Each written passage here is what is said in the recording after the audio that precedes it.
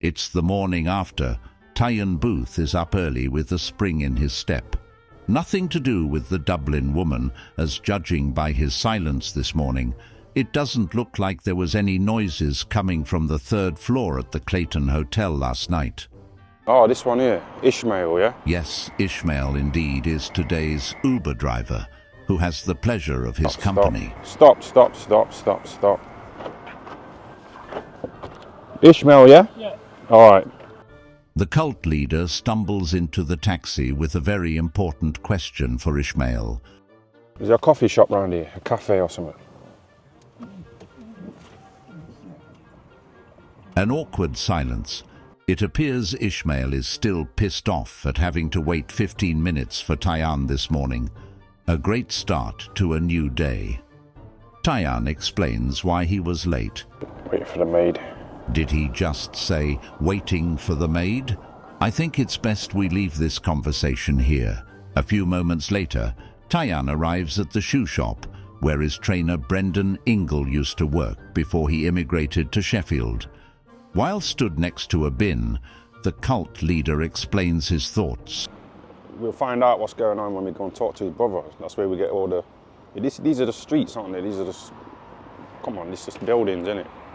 But we want to get some stories, you know, about Brendan. And then he moved to Sheffield, you know, like, produced some great fighters like Naz, yeah? That style made multi-millionaires out of nothing. You know what I mean? Attracted fighters from all over the world, you know, to his gym, his little gym in Sheffield. So it's got to have something about him, man. I want to see if it runs in the family, you know, of his brother. So we'll see. Then let's go, man. Tony Ingle has a striking resemblance to his late brother Brendan Ingle. He still runs the same shoe repair store from which Brendan worked in over 50 years ago.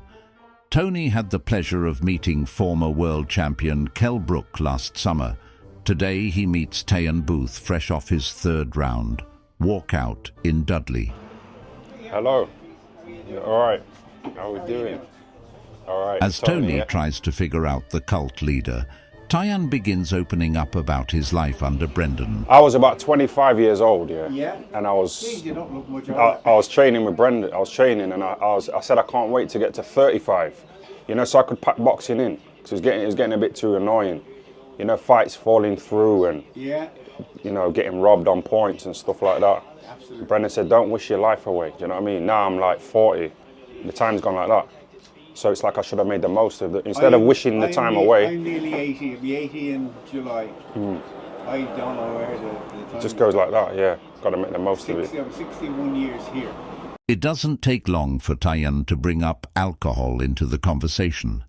We didn't drink, did he? I never smoked, never gambled. It seems to run with his sons as well. I never see them drunk. No, he never. You know, in town, I never see him stumbling around drinking. He never drank. Not even the sons. No. Not even eating crisps. No.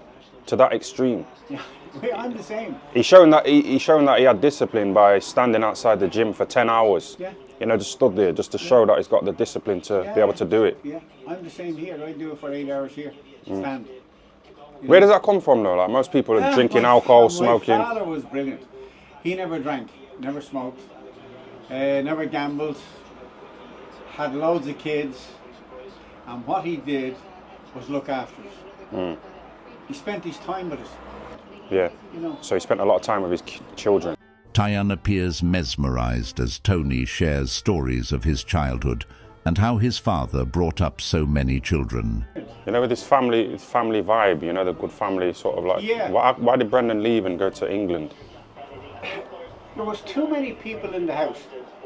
I mean, my wife says to me, and I said to her, I didn't know my brothers and sisters because I was the last.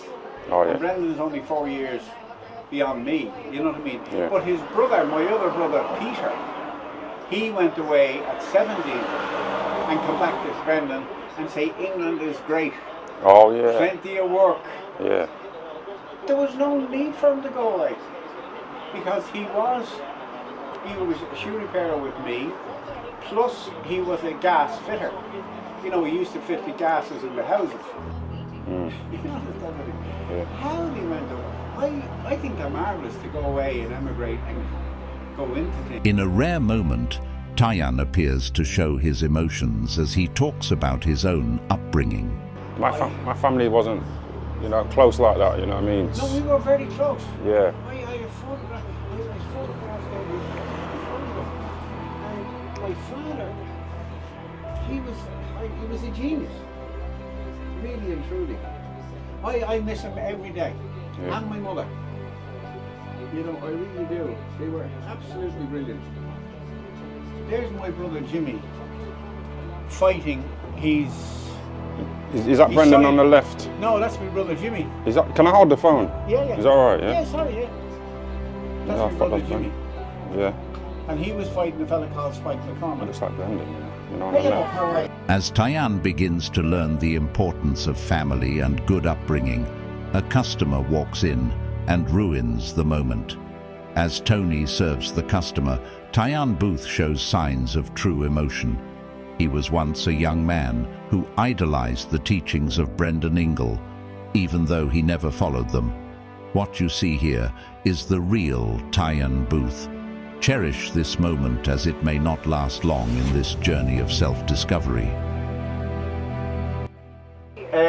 Where was I? Yeah, the brother was fighting in Dalymount Park, which is the equivalent of Manchester United's Old Trafford. It was my brother John.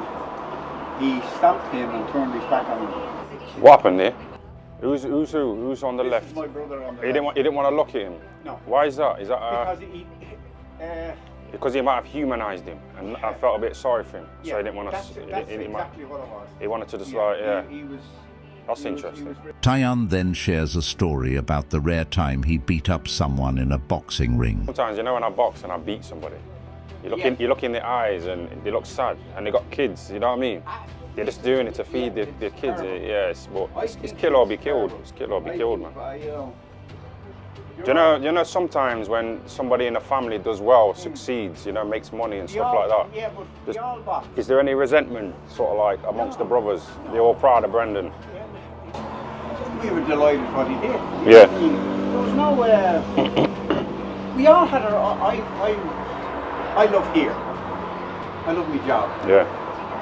I was happy. I'm happy with what he had. Brendan was the same. He made a lot of money, but he still lived in the same house for the past 40, 50 years. Yeah. He never changed his lifestyle. He still never drank, never smoked, never socialised, but not mad socialising. Never went mad. He had these big gates, outside his house, and Nassim Hamid said to him, why have you got these big gates like you're royalty? Do you know what I mean? But I don't know. It wasn't. What was the thought process there? Have don't know. you seen those big high gates? Yeah, I haven't a clue. I don't know. Was that like a He status hadn't had that symbol? before. He didn't I have it don't know. before. Yeah. I really don't know. I can't. That's as extravagant as he seemed to have gone. With the big gates. Exactly. No jewelry. There was no. I'm the same. No jewelry. I don't wear jewelry. No expensive trainers. Behind every strange question he asks, you can still see the level of respect Tyan Booth holds for Brendan Ingle as he soaks up every bit of information from Tony. So we should be more appreciative. As another customer walks in, Tyan starts fantasizing about the riots again and how he missed out on potentially looting an iPhone last night. Lord, help this man. Was it just an excuse to loot, get free iPhones? Do you think it was financially motivated as opposed to immigration? I don't know. I don't know the ins and outs of it. Would have been good if we'd have gone down there, to see the loot, the riots. How much would that be? 15. That's exactly what happened, Cash. It's time to wrap up episode 5. We hope you are enjoying the series so far. We would like to politely request that our followers keep Tony Ingle in their prayers. Tony was recently taken into hospital after suffering from illness. He still remains under critical care. Also, a gentle reminder, if you want to watch weekly episodes, then join our YouTube channel for only £2.99 per month. It's an absolute bargain. Non-members will continue to get access to 2 episodes a month for now. Members can join us for episode 6 next Sunday and find out how Tyan ended up babysitting a dog, and to see more of Tyan's meeting with Tony Ingle. Yeah, thanks for that.